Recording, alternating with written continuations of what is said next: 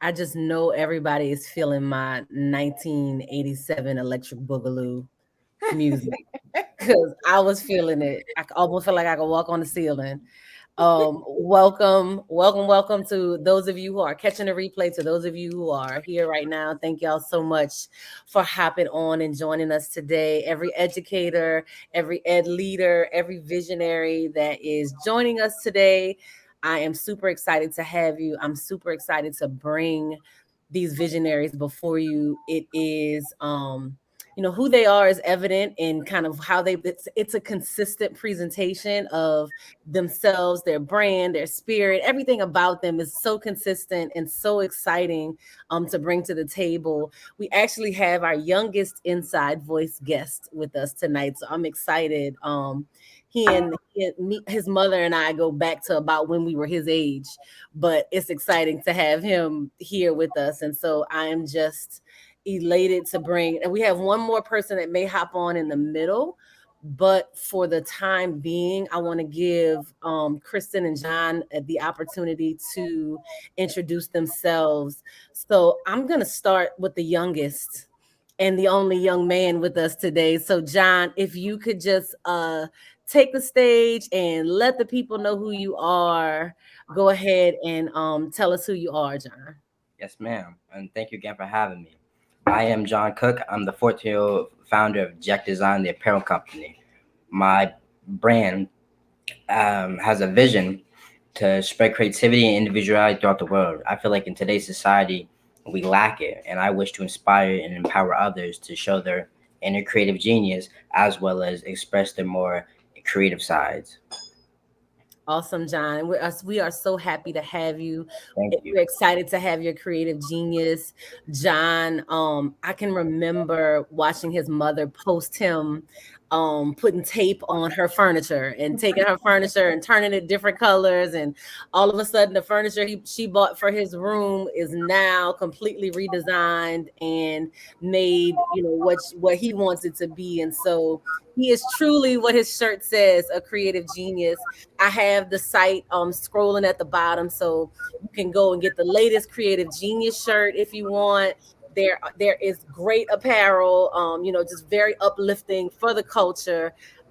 Everything visionary is there waiting for you at justeverydaycreativity.com. So thank you, John, for being with us today. And I'm gonna segue into our next guest, Miss Kristen Mann. Kristen, I want you to take the floor. Tell the people who you are. Thank you for having me first. I really appreciate it. I am Kristen Mann. I'm an author and a professional artist. I do painting as my medium. So I've created a lot of original pieces. Jasmine has one. And I'm all through. There it goes right there.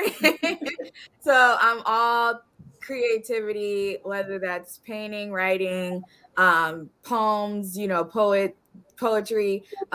So I do that, and I help it bring it to the community that I live in and other communities across the United States. So that's my mission in life.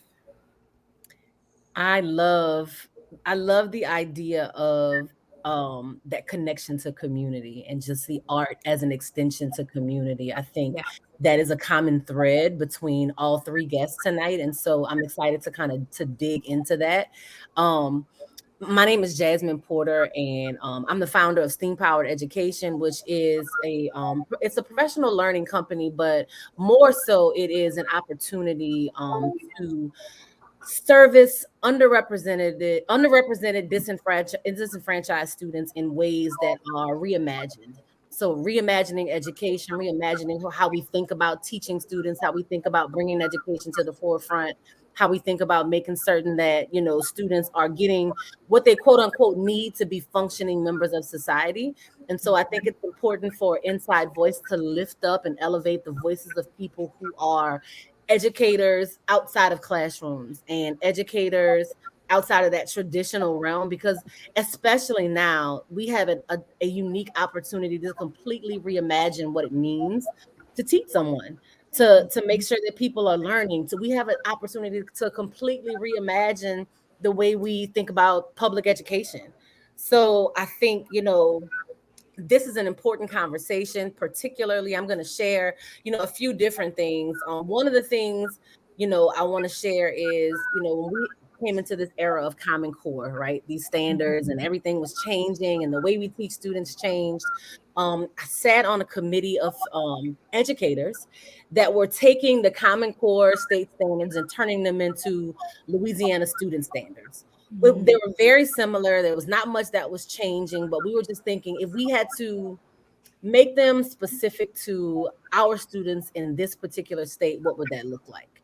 And so it was just, about 25 educators, maybe a little more, just all spread out on these long tables, thinking about what that might look like. And the reason why I'm bringing forth that experience is because I distinctly remember one of the first times we gathered together. There was a older woman who was obviously a seasoned educator. She had been in the game for a long time, and you could tell that she was on a mission. She wasn't there to talk about Louisiana student standards. She showed up in that space to make certain that creative writing and creativity found its place specifically in the standard. The language of creative writing, the language of creativity in writing showed up in the Louisiana student standards. And sadly, that experience stands out for me because she basically just got shot down. It was just like, that's not going to happen. These are the types of writing that we're going to elevate in schools. Creative writing is not one of those types of writing. And she grabbed her stuff and, dropped the mic and left. We never saw her again, because that was her goal. Her goal was, I need to make certain that students have a creative outlet that is also streamlined, core academic content. And that was completely shot down. And I stayed, we did, the things we do as educators, and we've got argumentative writing, and we've got, all these traditional texts and British literature, American literature. We have all these things, but there really was no place. You could maybe do a diorama.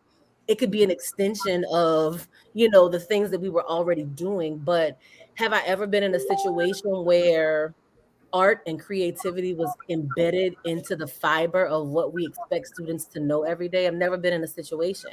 I've been an educator for almost over 20 years. And I've never been in a situation where art and creativity and vision and outside of the box thinking was celebrated as a part of core content.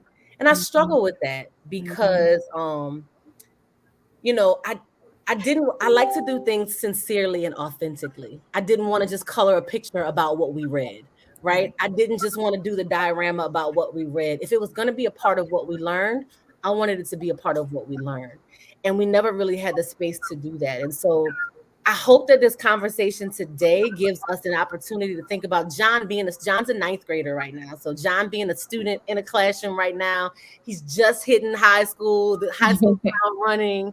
I guess we can start with just a general question, right? Like, if I had to think, Kristen as a student also, and Kristen has also had opportunities to teach other young people, to be in front of young people and really, elevate art as a medium, art as an extension. She's had an opportunity to do that. I guess if we were going to lead out with a question, what do you think schools could do more of or less of to support your efforts as a visionary? What is it that you'd want to see? What would you want to see standard in classrooms every day when I show up? This would have made my life 10,000 times better as a student if this could have shown up for me as a creative.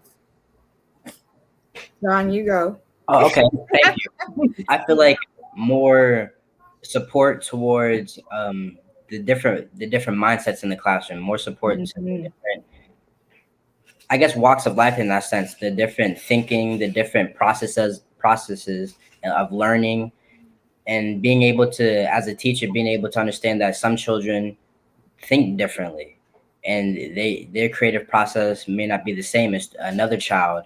Yeah, you still have to respect that and understand that and encourage that, because I personally feel creating is its own level of intellectuality, its own level of understanding, because when you can create, it's coming from within yourself. It's your inner creative, your inner artist, or whatever, and you're building, not necessarily building, but you have made something physical to represent whatever you've learned there. That's how I feel about it. I love that. I love the idea that give me an opportunity to demonstrate what I know in the way that I like to demonstrate what I in the way that feels most natural to me. Yeah. Kristen, did you want to add to that? Oh no, I completely agree. The unfortunate part is that in the classroom they don't have enough time to differentiate the mindsets. So I think the school should add, after school programs or something along those lines for the students to have an outlet at the end of the day. And use it in that way, if they can't do it in class per Yeah, se. because it's not a part of like it's not a part of Right. what and when you think about this public school system particularly, it's an institution. So Mhm. essentially we're institutionalizing people. There's a Right. standard way of doing things. Yeah. And so there really is no, even though I'm going to share this quote that I read recently. It says that involvement in the arts adds gains in math, reading, cognitive ability, Yeah. critical thinking, and verbal skill. This is an article from Edutopia, and this article is from 2009. So this is not new research. People are not just figuring out that being creative adds to teach the students' classroom experience. It says Yeah. arts learning can also improve motivation, concentration, confidence, and teamwork. Yep. And as a classroom teacher, it is so hard. It's necessary to have it in your classroom, but it's Mhm. so hard to teach confidence.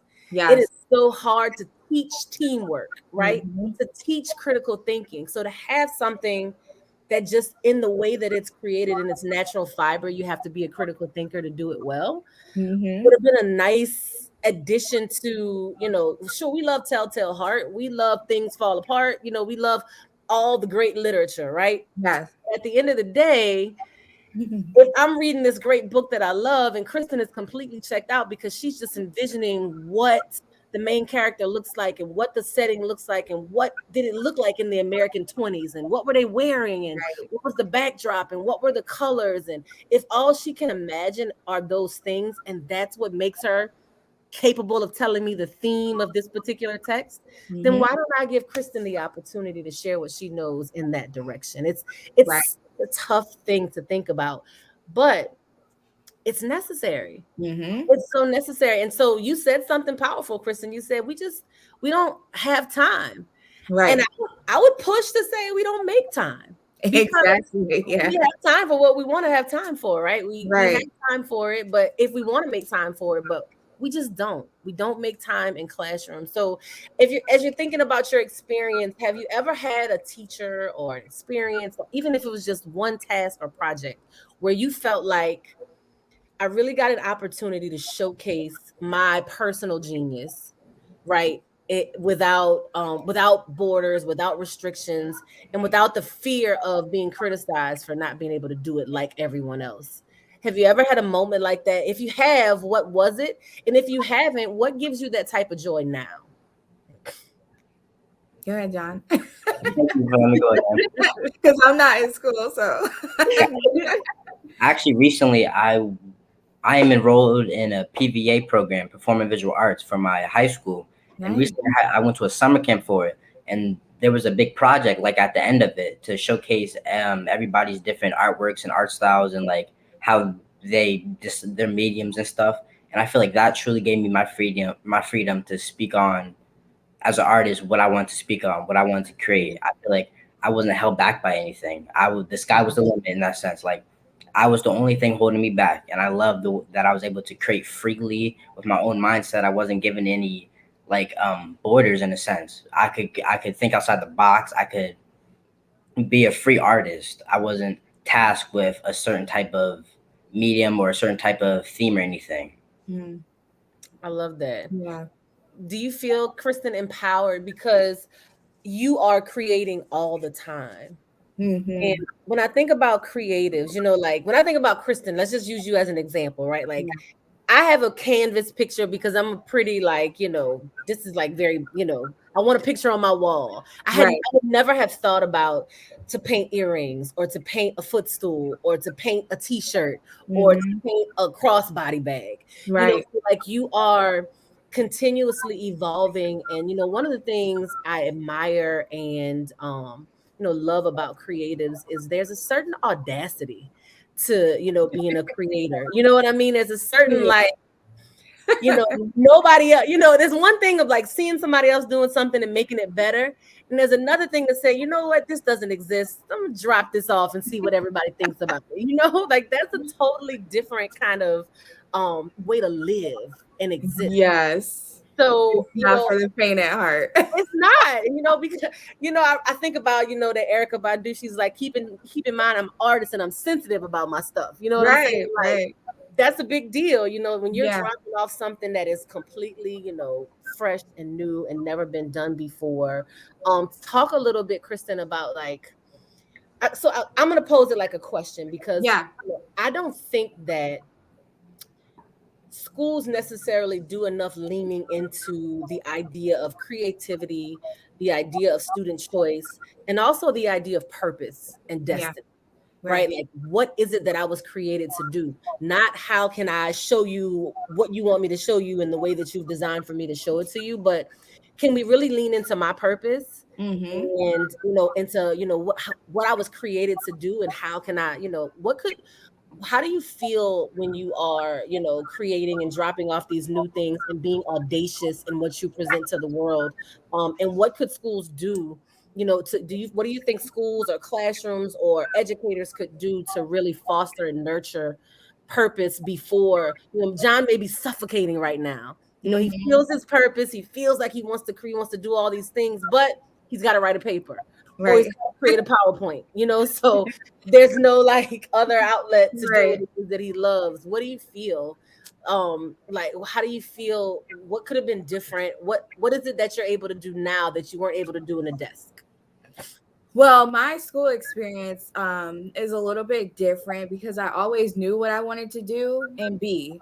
And I feel if schools condition kids to know that they are already born with a purpose, we wouldn't waste so much time on what's our purpose. So that's one thing that schools should encourage the students and say, you've been born with a purpose, but now take some time to figure out, how you can use it and not make it so disconnected, because I feel like a lot of times we're so like far away from this whole purpose analogy, and we're like, how do we get it in our lives, or how does that, how is that a part of me?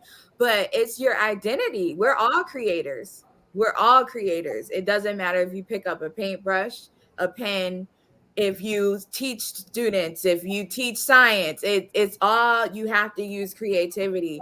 And I heard something the other day where someone was like, when you get really hungry and you don't have all the ingredients that you want, you're going to make something.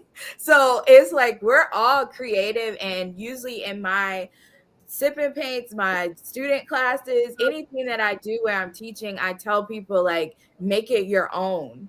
Don't think about how mine's looks or what I'm, saying or trying to paint within the lines. Make it your own, because you're the one that has to stare at it. You're the one that has to wear it. You're the one that have to, to see this every day. So I really try to pull that part of them out to make them understand they're a creator too. It's not just a special thing. We're all special. I love that. I love the idea that we're all creators and we Yeah. all share in that, capacity to be able to bring something, Yeah. like we just wait for what it is you kind of, that was always a tough thing for me. It was like, I don't know if I'm in a situation, if I'm comfortable in a situation where somebody else gets to tell me what my worth and my value is. Yeah. Like my purpose, my destiny, like all that stuff was lined up before you said, this is what I'm going to write on your check. You know what I mean? Right. So Right. that's a tough thing to kind of swallow. People are walking around swallowing it and really suffocating, you Yeah. know, all around us because they have a desire to be more, to do more. In just a moment. Gonna My help. son might run out. Listen, it doesn't stop. We definitely don't check out from that job ever. I don't care. That was one of my greatest creations, but I mean, I don't check out from that at all. Right. So yes, absolutely. I think you're absolutely right. If schools leaned into that purpose, into that, I know what I was thinking. The first time my dad took us on a trip to Jamaica, Ooh. and we got it. And I was an educator then, so I love the beach. I feel closest to God when I'm on the beach. I love it. Mhm. But everywhere I go, I want to see what's the school system like. Like, tell me about Oh schools. yeah. Educator, like to my core and my bones. And Right. so one of the things that struck me was in this, it's almost like, you're at this beautiful resort, but you realize the minute you leave that it is all of a third world country. Yeah. And the privilege of being educated and the sacrifice of being an educator. Many of their educators live in the schools that they work in, and Hmm. it's not like nice amenities. They don't have like a really nice educator suite anywhere. Like they live in this place where there's no air conditioning. It's not designed to be lived in, but because I love teaching students, I'm here. And so that's the first thing, is just kind of like seeing education as a privilege and not necessarily as an institution, but as an opportunity. And one of the things that stood out to me was, they have 12 school years like we do, but that Hmm. 12th year, the 11th grade year is the year everybody graduates. That 12th year, you stay in for that extra year if your desire is to go through formal education. So if you're going to college, you have this extra year of like coursework to prepare you for when you're going to college. If you're going directly into a career, you're starting to work towards that, like what we would call like sixth or seventh grade. To Mm. me, that is like purpose driven education. It's like Hmm. really thinking about, what is the reason why I'm here? Why am I in Right. this classroom? What is this gonna, how does this serve me? How do we best serve you, the student? Because that's who we're here for, not Right. necessarily what number can you show up as on my standardized test, or what number do you show up as a hot body in my desk in my classroom, but Right. really, how do we show up for you? And I think that sounds a lot like what you were describing as like Hmm. the best way to lean into purpose, you know, Right. and what it is that's most important. I think Nalan is joining us. Yeah. Hey Nalan, I'm gonna pop you in. You look like you're outside. You are. I am. Hello, Nalan. Hello. Hello. Are Hi. y'all okay? Is Uh, everything okay where you are? we are actually, my mom and I are in California with family right now. So we're going to head back to Louisiana tomorrow. Okay.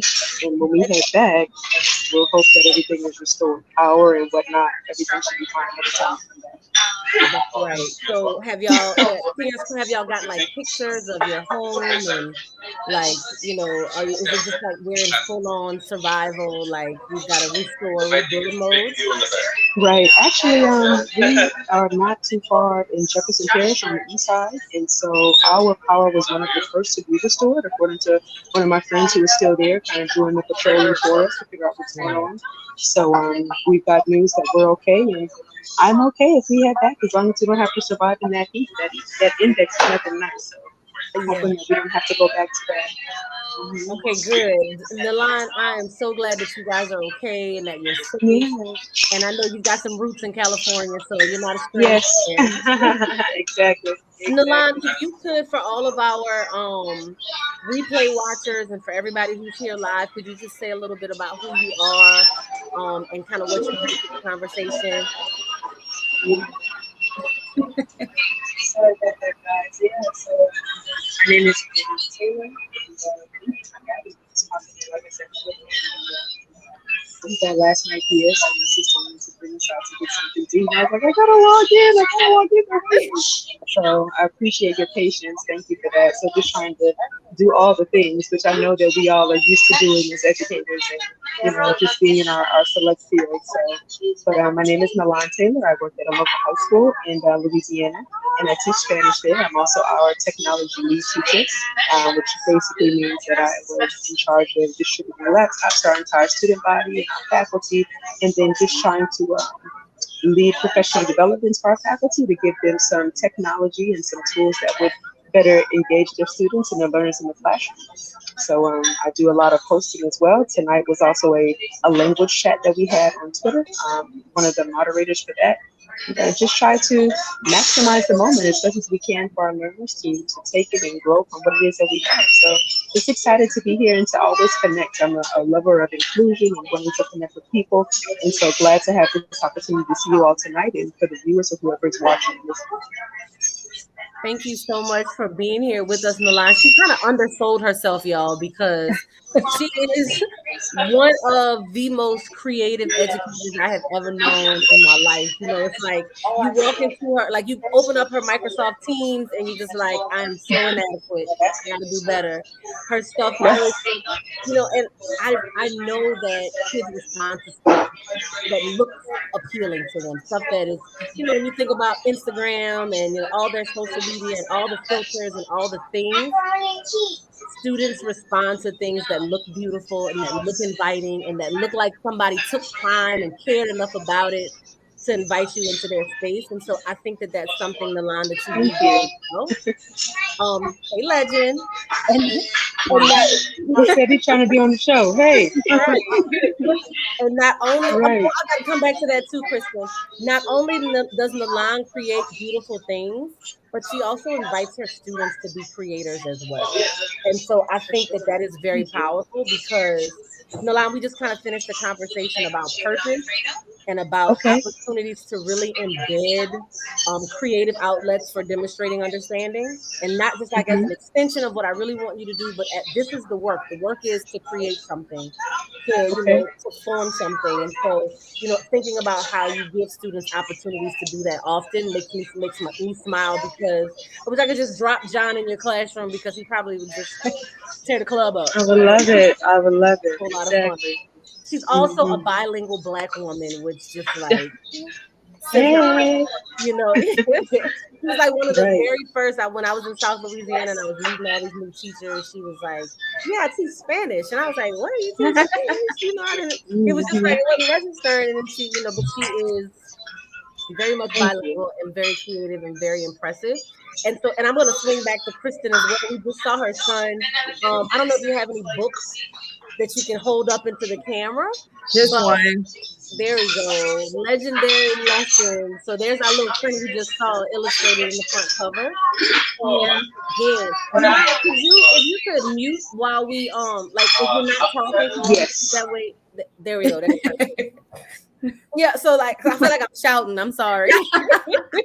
No, but Kristen, if you wanted to talk a little bit about, because another thing that Kristen brought up was, and I thought immediately about you, Nalan, when she said this, was that extension of creativity into community. Mhm. And charity begins at home and then it is spread abroad, right? And so Mhm. my first community is my family. And Yeah. so that you have really brought your son into this kind of arena of creation and creating. If you could share a little bit about what you and your son are doing right now in the way of, because it's a different medium, but it's very similar to John and his mother, and just how that's our first community. Our first community is, how do we get our family, if I have a visionary in my family, how do I foster that purpose? Right. Because they're not going to feel satisfied. They might write a beautiful paper, Yes. but it doesn't do anything for them because Right. what they really want to be doing is creating. So can you talk a little bit about how you're bringing legend into that visionary fold? Yeah, I wrote a book just for fun when he was about 3, and I just forgot about it. I put it to the side, and as he grew up, I started book shopping in Barnes and Noble and other places. And I was like, why is all the books with us on the front? They're just like about how our kids are different or their hair is different. And I was like, I want to teach him something though, but not make him feel out like an outcast. So I came up with legendary lessons, and I just was like, okay, I'm going to use him as the character, because my whole idea of reading and introducing him to reading was for him to use his imagination. But I didn't want it to be blocked by just seeing a certain color or, seeing particular things. So I was like, why not have him as the character? And it's expanded the whole author journey. It is different from painting, very different, but I've kind of been able to grow into that part of my creativity, because that was always a hidden part of my creativity, because I some people hide their artwork. I was the one that hid my writing. um, so I have blossomed into this author, and I've really found that, once kids read, they use their imagination even more.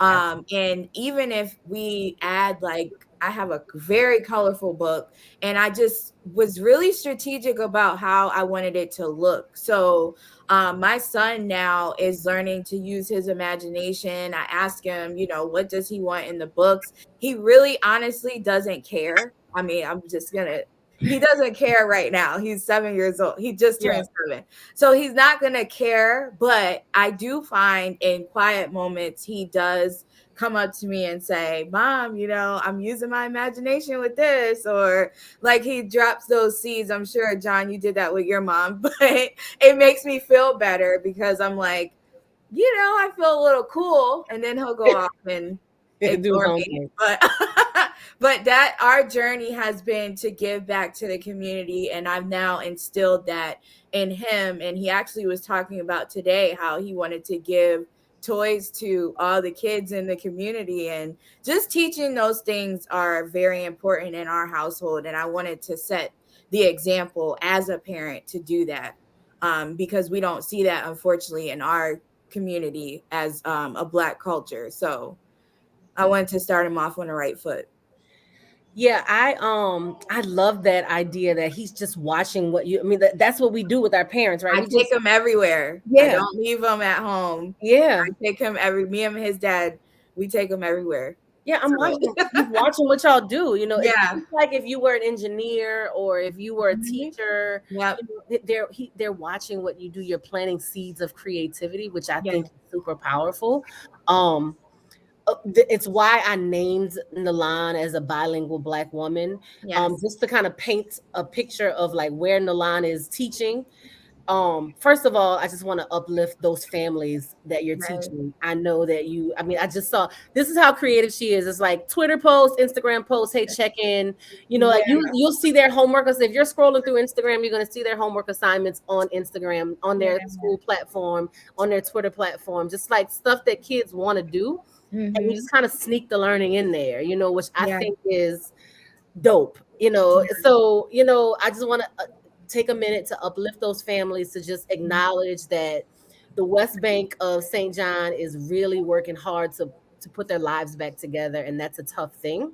Mm-hmm. um I think that it's important that they have people like you, John. I think someone like you is important, who was bold Yeah. enough and audacious enough to destroy his mother's furniture in the name of creativity, right? Like, I think I'm dealing with that now. that's what Not I'm the saying. furniture, but yeah. Like, His don't color on my walls. his room is No, a whole lab. So I give right. it up. Yeah. It's the audacity of creativity is the thing that you just have to be brave enough to do what somebody else is, but you see it, but would you be brave enough to actually bring it to fruition? So Mhm. I think, Nalan, all of your journaling and all of like your calendaring, all of the things that you do seem like a small thing, but the fact that those seeds are being planted, that, just like Kristen's son is following him, like John is following his mother, like your students are, quite literally following you on these social media platforms, and you are sowing seeds of 21st century creativity for them, right? Like they're understanding what it looks like to truly reimagine what it means to, you could literally do anything right now. Yeah. Like it's like the slate is white clean. Yes. And I think, what you were doing 2 years ago in classrooms with students, y'all, if you just please go follow Lady Language 411 and look at how she took away their desks and they were just like sitting in a circle with their laptops on their lap. And she was just like, figure it out. We're going to squeeze some Spanish in here somewhere, but we're not going to sit in traditional desks. I'm not putting you in rows. And I just remember thinking, this is so powerful for these kids because now we have to reimagine. Now we have to do it differently. COVID said, "Oh, you're not gonna do what Nalana is doing, so now everybody has to do it. Everybody has to, Right. because it wasn't that it wasn't working for you. That wasn't the issue. It wasn't that you did it out of necessity. You did it because, not out of what's the word I'm looking for, obligation. You Mhm. did it as a necessary medium for your students. So there's there's a few things that I want to uplift now. So we've kind of shifted into community. I'm going to pose it as a question. Kristen is doing some really phenomenal work in the Black Lives Matter movement and really bringing her creativity into the Black Lives Matter movement. Nalan, just by way of the demographic of the students that you teach, um, it automatically pulls you into like this kind of highlighting what it could mean to be a Black woman, and like how extensive that could be, and how deeply like your diaspora could be totally different from what you can see around you. And even for you, John, like how you show up in your space as a young Black creative and a young Black visionary. Like I would like for you guys to think back to like, you know, what happened I really am just wrapping my mind around 2020 and it's almost 2022. So I just want to Right. put that out there and be transparent. But like that kind of opened up some things for me that I might have considered, but I really was forced to kind of stare at them in the face. So as we think about systemic injustice, like there is injustice that is embedded in the very way that we live our lives, just the way we go to the grocery store. Mhm. Um, like how does that impact families around you as it pertains to creativity? And then Kristen, Nalan, and John, how do you feel like your creativity contributes to that counter for those systemic injustices? What do you feel like you're doing as an innovator, as an entrepreneur, as a creative? What does your work do to counter systemic injustice and to really show up as a voice for justice and equality and anything being possible? Anybody can start and share. I personally, if I can go first, I Yeah, personally yeah. feel like being a 14-year-old black entrepreneur is combating a lot of the injustices that we see in today's world, a lot of the stereotypes and a lot of the pushback that we've gotten as a community. I feel like being a young entrepreneur, I want to inspire others my age, above, younger, it doesn't matter for I want to inspire them to do as I'm doing, to create your own, and not only to create your own, but to show it to the world. Because I feel like as people, we all have something that everybody needs to hear about, everybody needs to see. I feel like as well as my art, not all my art's versatile. It's not always the same thing. It speaks to different parts of me, different parts of my life, and different and how I think differently about things. Like I'll think about one way I'll think about something this way, and then another way this way. It's like how I have the creative genius shirt, and I'll have my abstract shirt or my Mhm. by definition. It's like all connected, but it's a bunch of different outlooks onto the meaning of Jack.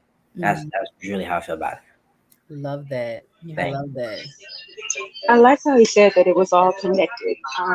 And I feel as though, kind of piggybacking off of what we were just talking about in this whole level of creativity and bringing it into the classroom or into our various levels, is When you allow students or learners, whoever's in your environment, to take the reins for themselves and to really begin to build and to express themselves based on whatever topic it is that you have, I think you'll be mind blown with some of the creations that they come up with alone.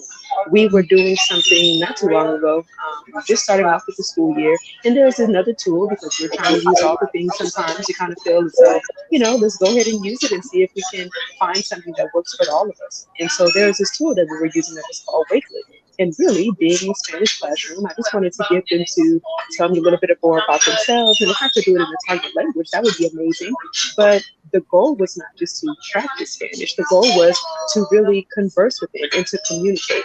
And I feel as though when we were using this tool, I was learning more about my students. Even though I was giving them the technology tools to do it, I was learning more about them as a person.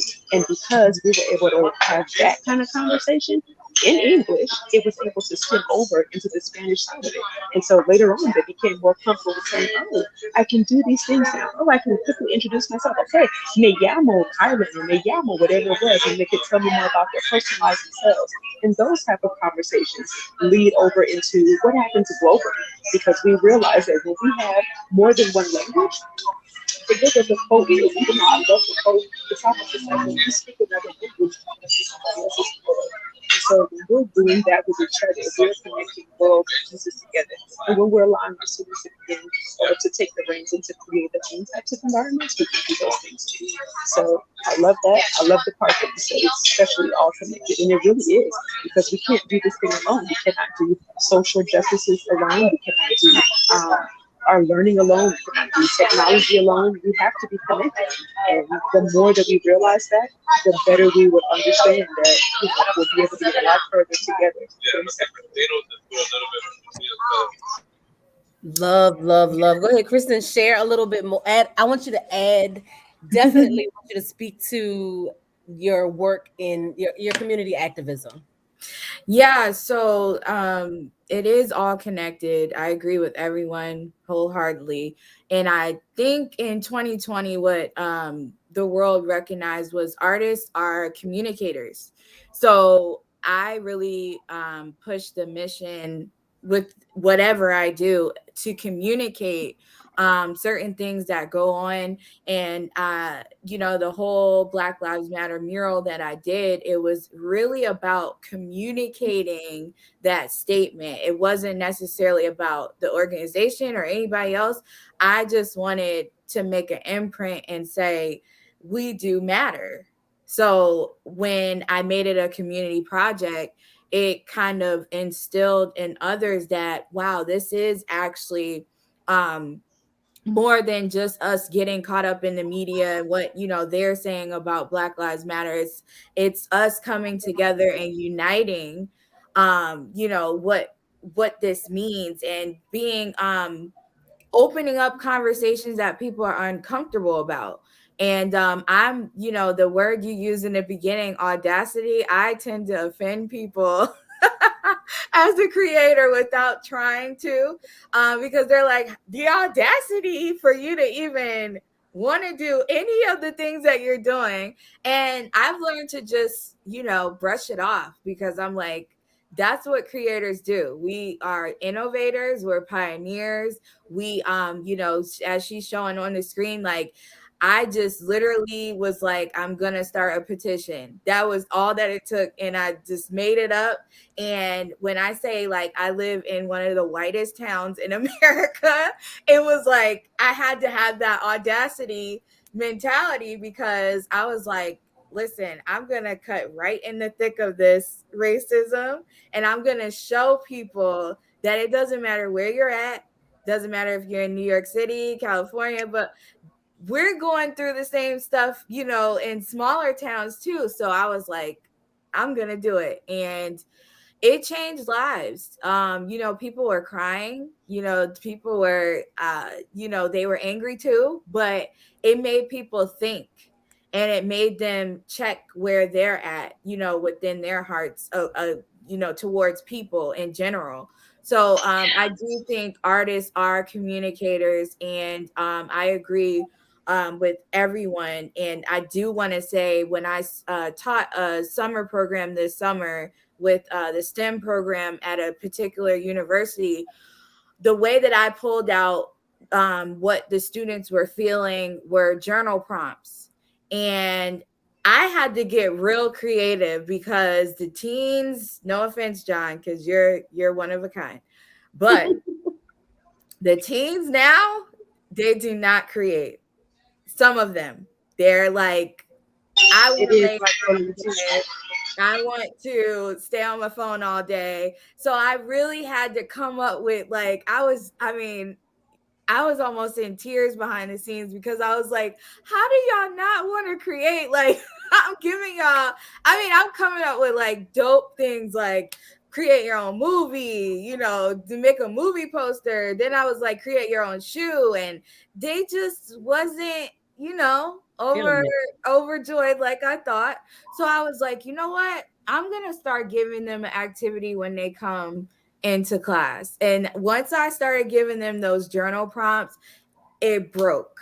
Like, they were like talking about the issues with their parents. It turned into therapy. And I was like, okay, I can't give you that much. But I was able to give them, sound advice and from my experiences, and they were able to create after that. So, I want people to realize like, yeah, we're all creators, but sometimes it takes other people more to get into that zone. So we all are in this together, and we have to have patience and understand that art is, a form of communication. So if one person's art doesn't look like yours, you have to understand they're living a whole different life. So you can't judge, you can't be judgmental. If it's dark, okay, that's what you want to do. We're all creating though. So if you get them to that point, it's making, a change. And look how many things you touched on. We do something in our classroom that's called Think Out the Box Thursday. It's high school, right? So I get it. So for a lot of people, it's just like, oh, that's so petty. It's elementary. But guess what? You are touching on so many different things, so many social concepts with that one activity. We're Yeah, talking about art here, right? We're right. talking about language. We're talking about your background. We're talking about Mhm. your beliefs and personal experiences. So the best thing, and we're talking about social and emotional learning here. These are all these factors that go along with education. It cannot Yeah, just be a content thing. I can't right. just expect you to come into my classroom and just assume that you're going to be ready to learn this world language. You're not. You're going to be Yes. to talk about your own thing. And when I'm able to bring in your world into the classroom, then it makes it not just mine, not just yours, but it's our environment, it's our community. And Yeah. so basically, I'm not sure if you guys have ever seen or heard the Think Out the Box Thursday. I find stuff on Instagram, find it on Pinterest, but it's basically I give my students a sheet of paper, right? We draw some little issue. Like I'll draw the first one that we did. It was a dot, and then it turned out to be a half a circle around it. And I was just like, your job is to complete the image. But you tell it what it cannot be. So dot half a circle, it's not a or dot half a circle, and it's not a sad face or something like that, right? Mhm. So many ideas came from this. And then after that, their job is to explain whatever it is that they drew, right? Then if they can give it to me in the target image, it's fine, but we just now starting off in Spanish. I'm not really expecting. But when I tell you, just talking about that, I learned so much about these people. And Yeah. then their creativity comes through. So it's not just, oh, Miss Taylor, I can't do anything. I don't care what you do. You are showing me for yourself what it is that you come from, where you come from. You're telling me about your family. They're telling me about dreams and goals, things that they're Mhm. sharing. Amazing. Thinking Yeah. out of the box. But all of those things are social concepts that you touched on. It's communication. It's mind blowing, but it's so simple. All we're Yeah. doing is talking to each other. All we're doing is learning more about each other and making this stuff great. Yeah. So that's Yeah. it. Yeah, man. Think off the box Thursday. That's what we Yeah. do. I'm gonna if I can highlight and elevate a few different things that I love, and I'm gonna end with you, John, with this kind of this recap of what I just heard. Between Kristen, it's so funny because the first thing that I thought about as an English teacher is I can't call it think out the box Thursday because that's not grammatically correct. I gotta say think out of the box Thursday, right? Because in my mind, I'm always like modeling what it's supposed to look like, and I can't. But it was that moment that you said, I'm allowing them to bring their world into my world, and everything about their Mhm. world is not formal. Everything about their world is not like correct grammar. I'm like, my sons, they're over me. I'm like, can you please, when you text me in complete sentences just so that I can know you can do it. Oh gosh, And they're yeah. like, Mama, I talk in complete sentences. Like, I don't have to text you in complete sentences. Sometimes I'm in a hurry. I'm in between class. Like, I can't, so they're like over me asking them to do those types of things. And I have to remember that just as much as I want to validate what's real in my world for them, I also want to give them space to validate what's real in their world for me, and to show them that there is value there as well. And what I hear from Kristen, what I hear from you, Nolan, is that you built value in a community that was undervalued. Yes. You built, it was like there's a part of our community that is silenced. There's a part of our community that is devalued. And what Mhm. I'm gonna do with my bold, audacious self is I'm not just gonna say we gonna paint it real big in the street so everybody can Yeah. see that we're here. And we're gonna do Think Out the Box Thursday, and everybody's just gonna just have to live with it not looking and sounding like standards today, because Right. we are outside of the box. And if you want me to be able to teach for the other 4 days, then you need to let me allow them to be students for this chunk of this one day. And I think Mhm. that investment of time and that investment of bold and daring, like abrasive, like presence, sometimes has to be. That is what you said, Kristen. We're all creators, right? Yes. And I think what we forget is what's happening right now is a paradigm shift. Mhm. It's a movement. It is no different from civil rights. It's no different from women's suffrage. It is no different. What we're walking through right now is what it felt like to be alive during that time. And so we took our kids this weekend to the African American History Museum. We're like, we're gonna get out of the house, we're in a new place. Let's just go see what's there. And what stood out to me above everything else in that museum was the people that were martyred, the people that were esteemed during that movement. They were John's age. It Yeah. wasn't grown people. It wasn't us. Mhm. Like they were 14 and 15, and people that said, I'm not going to class today. They're Right. gonna have to shoot me with a hose and send a dog to bite me up, and they're gonna have to take me to jail. And I'm gonna sit at this lunch counter and I'm gonna do something bold and audacious. I'm gonna create a moment for myself, Mhm. um, because that's what's important to me. And the teachers followed, the adults Yeah. followed, but that movement was started by kids who were empowered. It's like our modern day millennials at the time, like Mhm. 14 to, like, everybody looks to me to be like 14 to 31 maybe, you know what I Right. mean? Like they were like true young people, just vibrant and just like, no, we will not just sit here and let this happen. And I Mhm. think if we, as people who are true agents right now, like, every one of us has demonstrated that we have um positioned ourselves to be agents for change. If we Yes. really allow student voice, young people's voices to be elevated, remembering, I thought this was important too, Nalan. There's painting, there's sculpture, there's fine arts, there's dance, there's singing, there's music, but language is also an art. Yeah. And so that art is a way to communicate, and artists are communicators.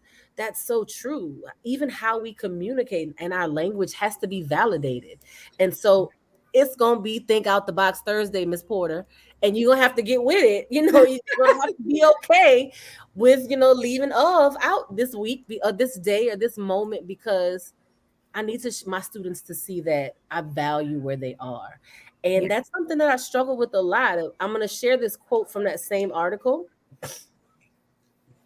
And it says, some districts made straight strides. They didn't only revitalize the arts, but they also used them to reinvent schools, and how important it was to have leaders, innovators, very broad partnerships.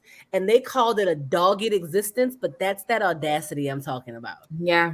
That the arts are going to be central to what we want students to learn. It's not an extension of what we want students to learn. It's not something extra that we have them doing, but at the center of what I want you to know today is really what I want you to create today.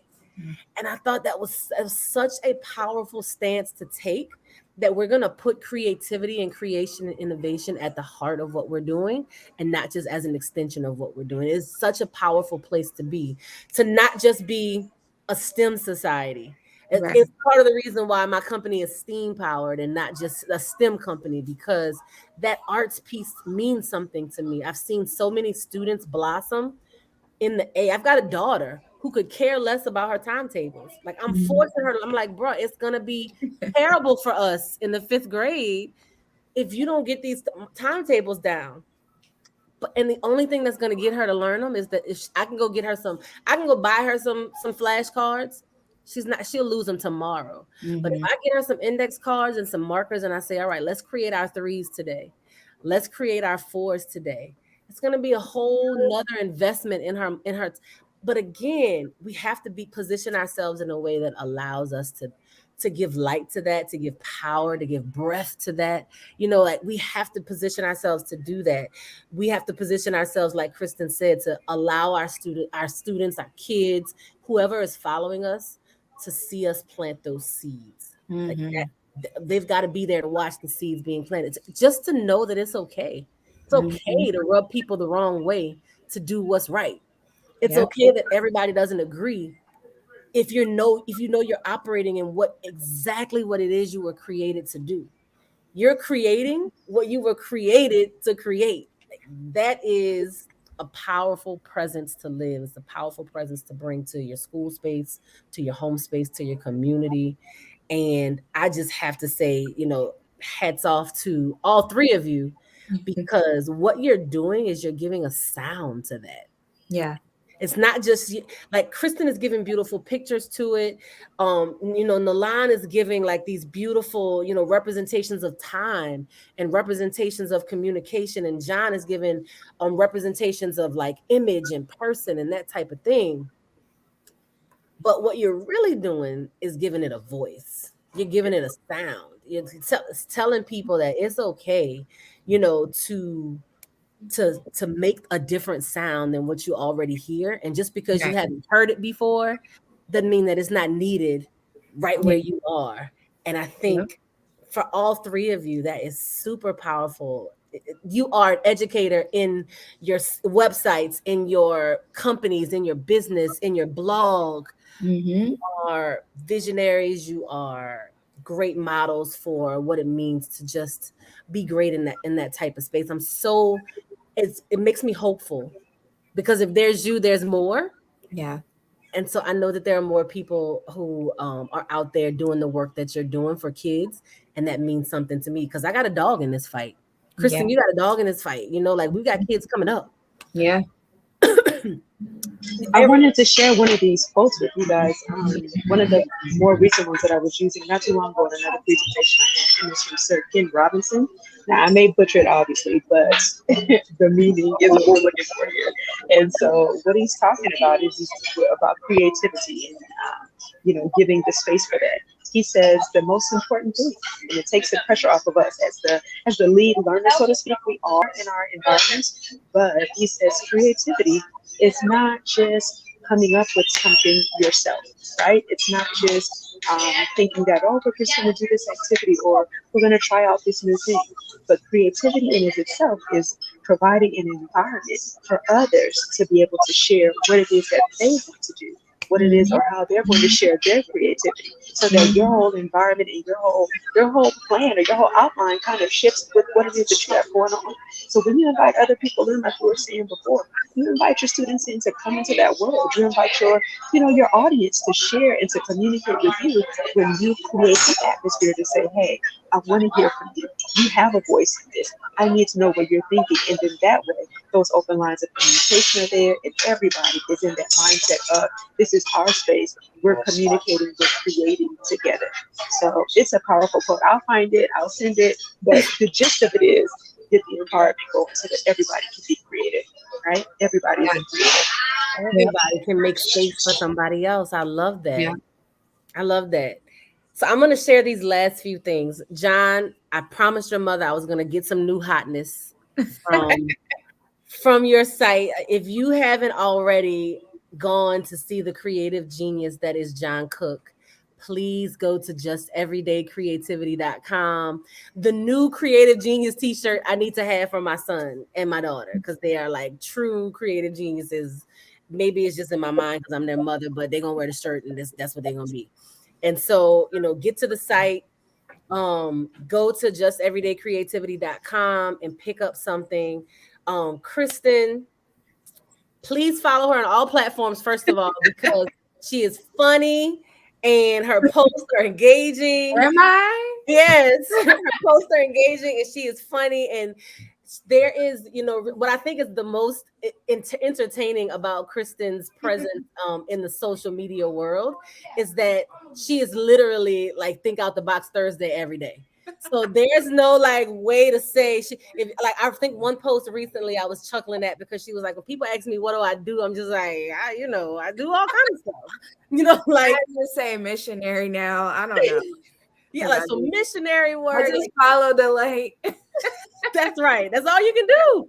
Yeah. But I mean, when we talk about all things making your world beautiful, I think Grow Bloom Project is a place where, from sipping paint to, look at her makeup. It's flawless right now. So like everything beautiful is Grow Bloom Project. So yeah. Please check in for makeup tutorials, check in for sipping paint, check in for just some really cool custom gear. Like I'm all about having the bag that nobody else has. Yes. I'm all about having the t-shirt that nobody else can get. Quick story, Kristen. I know we're coming up in time, but there is like a prophetic kind of anointing in creatives in a way because you create things and it's like, I'm going to give my kids this creative genius shirt and it's just, that's what you're going to be because, like that's what it is. And so I'm saying that to say, I pull this picture down. I'm going to keep it with me in every office. My office is not always going to be a home office. It's not always going to be like what I'm doing. But the reason why I'm showing this picture is because the last home I was in, I had my home office set up and basically my desk faced this beige textured wall. It's like a popcorn ceiling, but it was a popcorn wall. And it was beige all around me. And I sit at my laptop about 80% of the workday. And so 80% of the workday was laptop and beige walls. And I love birds, particularly hummingbirds and peacocks. And so I'm saying that to say I purchased this picture because I thought the girl was dope and I had my hair up, like wrapped up and the dreads were like curled to the front on that. That's me looking at a hummingbird. I need to have that. I'm going to put it up on this beige wall until I figure out how to have a window. And so now literally I have my desk set up in front of a window where I can look out and see hummingbirds flying around all day. And so it was like this prophetic artwork that just like I put it up, I'm gonna put it there. It's gonna be my window for now on this beige wall. Yeah, it was enough to make to get me through that moment where that was all I had. And like I said, literally, I see hummingbirds all day flying outside my window. Can I come there? So there is something special about a t-shirt that like my daughter is going to get the t-shirt that says ambitious and funny and smart. It's got the queen with the crown. Yeah. There's something prophetic about Nalan's, what she's talking about for students and language and bringing them in. It's literally not just the classroom. To go into her room, to be in her space is literally not just the classroom. It is, I imagine her students who may have nothing right now, like their homes could be completely destroyed and they could be looking at nothing. I guarantee, I bet my baby, they're thinking, I want to get back to Miss Taylor's class. Yeah, I would hope so, but one of them played me the other day. I tried to do a quick check-in. I was just like, guys, I sent them a little message in our Microsoft platform, right? And this is right when the storm had just hit, either right before it or right after it. And I was just like, hey guys, just a quick check-in. Show me how you're doing. Send me a message back. Let me know where you are. If you're, in state, out of state, how your family is, yada yada. And so all of them were like sending messages. I probably had like a good 7 or 8 people, right? And so one of them says, so one of them sends in, and he's just like, I said, don't forget, you owe me, you owe me something now too. Like I want this old assignment that you owe. And he was just like, Miss Taylor, stay safe. You shouldn't be thinking about school this right now. They tried to Oh, play me. So I'm like, they're We not got gonna do you anything all the way about school. together. Right. That's it. I That's love it. it. I love it. Well, they will keep it real, like they will keep you honest. If nothing else, kids will keep you honest. yes. So thank you guys so much for being here. Check out not just the classroom blogspot.com. Check out growbloomproject.com. Get you some custom, y'all. The earrings. I didn't even mention the earrings. Like, get the earrings. I don't have any earrings yet. I'm coming for the earrings, Kristen, man. Custom queen. I've got to get me some earrings. Please, Yeah, I gotta order more too. Thanks for man. the reminder. I'm ready. I'm ready for my Yeah. earrings. I'm not gonna get my daughter a t-shirt and then I don't have any earrings because she's gonna flex on me. We're not Right. gonna have that. Yeah. And please go to justeverydaycreativity.com and indulge. And let me just say, this humility, his very polite, humble spirit comes through in Yeah. his customer service as well. I mean, Oh, I got a yes. personalized handwritten letter as a customer thanking me for, in purchasing his product, and just it was I a love that. fantastic purchase experience from beginning to end. You are really an impressive young man, John. I think all of us can speak, we're just gonna blow your head up for a minute and gas you Thank up you. I appreciate that. I and feel just like as you, when others have purchased from me or support in any way, shape, or form, they are in a way agreeing with the Jack mentality. They are understanding it and respecting it and encouraging it. A lot of other people have encouraged it, and I'm like, thank you. I really appreciate that. It's like I have such a big Jack family in a sense. So many creatives from all around the country. It's not just here in Maryland. It's all over. We're in like 15, 17 states now, and it's just like it's mind blowing to me because I've never known so many different people I don't even personally know, and Right. they love the message and they support it and they show it in their daily like posts on Instagram or their tweet about something, or they'll show me or my mother, and it's just like that's crazy. Like that's it. It's amazing to me. I feel so happy and warm inside about it. I'm like I'm really making an impact on the world, and at such yeah. a young age, I'm really like in a way planting my own seeds as my mother has planted her seeds in for me to grow. I'm planting my seeds for the next generation, and it's really just mind blowing. Yeah. Let me tell you, John, that is a great segue to end this. Yeah. Absolutely, where art is concerned, what comes from the heart goes to the heart. Yeah. And so, in Kristen's earrings, in her sip and paint, in Mhm. Nalan's blog, in her classroom, in your apparel, and whatever else you do, people are always going to receive it that way because you have a sincere heart, and Thank you. that sincerity just shines in what is just impossible to leave it by. You take it with you, you plant it in the things that you do, and what comes from the heart goes to the heart. People connect to that. And Yeah. so I just, on behalf of the Steam Powered family, on behalf of the entire Steam Powered network, we also partner with a nonprofit organization here in Atlanta, Georgia, that is out trying to connect disenfranchised, sometimes, like Kristen said, I want them to learn something, right? Like Mhm. oftentimes marginalized students don't have access to things that other students might have access to. And the II Stream organization just kind of swoops in like superheroes to make sure that everything from ACT prep to just books to read are made accessible to marginalized students. And so if you're not following Steam Powered, please follow and like Steam Powered the page. If you are not following II Stream, please follow Grow Bloom Project, follow JEC Design, follow Lady Language 411, and get in the movement because it's happening right now. Don't get left behind. Don't get lost in the shift. It's happening right now. Jump on the train.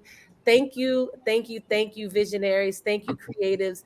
Next week, a week after next, we're gonna get into some good trouble, and we're going to talk about the intersection of education and politics. And so I am super excited to rub some people the wrong way, to say the wrong thing the wrong way, and just to really elevate the systemic injustices that the trauma that kids are suffering. It never ceases to amaze me the amount of trauma kids experience inside a classroom. Yeah. Somewhere that's supposed to be a safe space, and Yeah. a lot of it is due to the systemic injustices that are embedded in the way we created our school system. And so I'm going to pull in some very highly respected politicians. Well, I respect them highly, politicians and educators to have the discussion and to get into some good trouble. So we'll have that coming up next week. Please join us on Inside Voice coming up next. And you'll see the flyer for the exact date. I keep saying next week. It could be in 2 weeks. I don't know right now. I'm too full. Right. What time is it? Yeah, right. What day is it? So I know. but thank you all for being here. Thank you for Nalan. Get home safe. Thank you so much for tonight and the opportunity. It was a pleasure to meet all of you. Thank you, Jasmine. Thank you so much. Y'all have a wonderful night, beautiful people, and I will see you later. Thank you again for the opportunity. Take care, y'all. Bye.